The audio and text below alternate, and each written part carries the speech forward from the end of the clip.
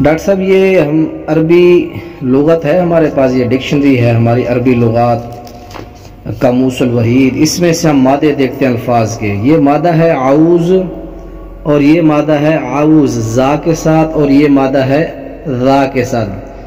اگر ہم یہ صیغہ بنائیں آئی ذال کے ساتھ تو پھر اس کا معنی ہوگا پناہ پکڑنے والی۔ یہ باب ناصر ینصر سے ذال کے ساتھ اس باب سے آئے گا۔ اگر ہم اس کو آئی بنائیں زا کے ساتھ، پھر اس کا معنی ہوتا ہے ضرورت کی چیز سے محروم ہونا، تو یہ صیغہ بنے گا، یہ آخر میں کھڑا عائزہ مفلس۔ تو یہ دونوں صیغے آپ کو بتا دیے، یہ اس باب سے بنا ذال تھے تو پھر اس کا معنی ہوگا پناہ مانگنے والی۔